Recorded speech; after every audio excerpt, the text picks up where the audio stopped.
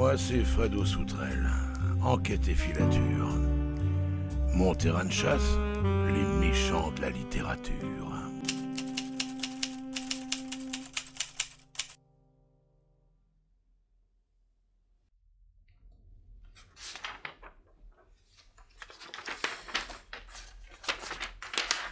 Oh là là là là, le cas Don Basile.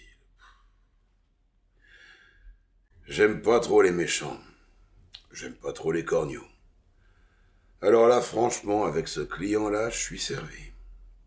Le Don Basile, c'est un maître à chanter, celui de la petite Rosine en l'occurrence.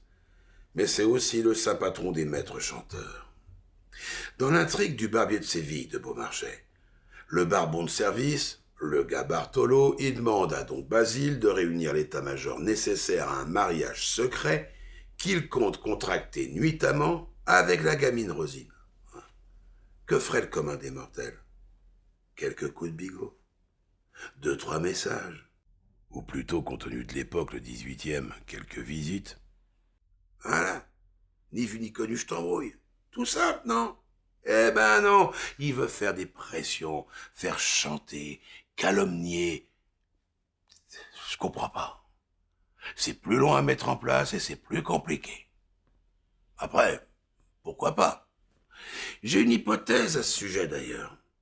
Il commence, acte de scène 8, par « La calomnie, j'ai vu les plus honnêtes gens près d'en être accablés ». Je résume.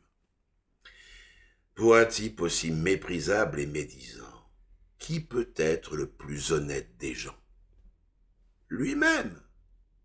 Je me demande si sa fascination pour la calomnie n'est pas qu'il en a été victime lui-même. Encore une fois, c'est une hypothèse. J'irai me regarder davantage. Le type, déjà, il ressemble à rien. De grandes tiges toutes sèches à barbu charismatique rond, il change de tronche comme d'interprète. Mais sa roublardise a toutefois une fragilité immense. Il aime le pognon que c'en est indécent. Une petite piécette glissée dans la fouille et il est prêt à renier sa conviction déjà pas bien propre. Il devrait faire de la politique, tiens. Comment une intelligence aussi experte pour la ruse peut se retrouver aussi engourdie par le pèse? Je comprends pas. Du coup, il se fait avoir par plus riche et plus malin que lui en permanence, par des nobles et par des valets d'ailleurs. Le comte Almaviva et Figaro en sont des exemples concrets. Ah là là, quand je pense que Basileus en grec, ça veut dire roi. Mais là, moi, je me demande bien le roi de quoi. Allez, je lâche l'affaire.